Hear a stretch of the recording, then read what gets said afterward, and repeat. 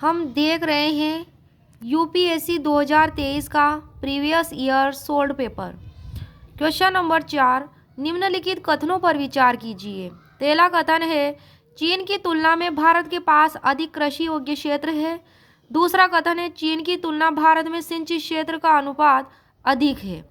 और तीसरा कथन है, चीन की तुलना में भारत की कृषि में प्रति हेक्टेयर औसत उत्पादकता अधिक है।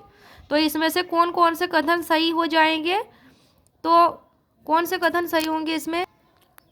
ए ऑप्शन में केवल एक, बी ऑप्शन में केवल दो, सी ऑप्शन में सभी तीन, या डी कोई भी नहीं। तो इसमें पहला कथन और दूसरा कथन सही हो जाएगा और तीसरा रॉन्ग है। क्यों? कि चीन की तुलना में भारत की कृषि में प्रति हेक्टेयर और औसत उत्पादकता अधिक है। भारत में नहीं है, बल्कि चीन में औसत उत्पादकता भारत से अधिक है, इसलिए बाकी ये दोनों सही हैं। क्योंकि भारत में कृषि योग्य क्षेत्र अधिक है चीन से, और चीन की तुलना में सिंचित क्षेत्र का अनुपात भी अधिक है, इसलिए।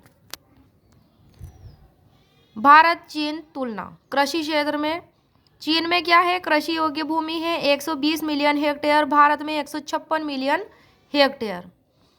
और कुल सिंचित क्षेत्र चीन का है 41% और भारत का है 48%। सकल बुआई क्षेत्र है चीन का 166 मिलियन हेक्टेयर और भारत का सकल बुआई क्षेत्र है 198 मिलियन हेक्टेयर। कृषि उत्पादन है कीमतें डॉलर में 1367 बिलियन डॉलर है चीन का कृषि उत्पादन, और भारत का है 407 बिलियन डॉलर।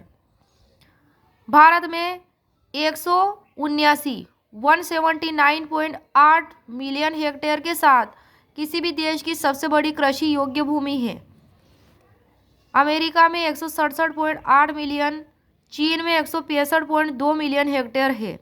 रूस चौथे स्थान पर है इस मामले में, कृषि योग्य भूमि के मामले में। नेक्स्ट है, सिंचाई के परिणाम स्वरूप चीन का कुल बोया गया क्षेत्र 166 मिलियन हेक्टेयर है, जबकि भारत का सकल फसल क्षेत्र 198 मिलियन हेक्टेयर है। फिर भी चीन की उत्पादकता भारत से अधिक है। नेक्स्ट क्वेश्चन है क्वेश्चन नंबर 5, निम्नलिखित में से कौन सा एक समुद्री स्तर में पुनरावर्ती गिरावट का सर्वोत्तम उदाहरण है जिससे वर्तमान समय की सुविस्तृत कच्छ भूमि उत्पन्न हुई है?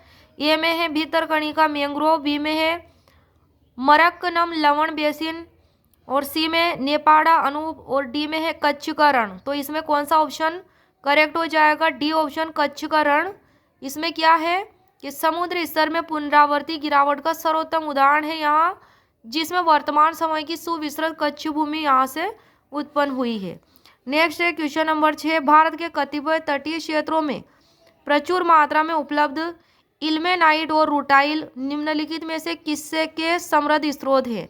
तो ये टाइटेनियम के समृद्ध स्रोत है। इल्मेनाइट और रूटाइल किसके समृद्ध स्रोत हैं? टाइटेनियम के। किसके? टाइटेनियम के। नेक्स्ट क्वेश्चन है क्वेश्चन नंबर 7, संसार का लगभग 3/4 कोबाल्ट जो विद्युत मोटर वाहनों की बैटरी के निर्माण के लिए आवश्यक धातु है, किस देश द्वारा उत्पादित किया जाता है? तो कांगो लोकतांत्रिक गणराज्य द्वारा उत्पादित किया जाता है। दुनिया के 50% कोबाल्ट के भंडार यहाँ पाए जाते हैं। कहाँ पर?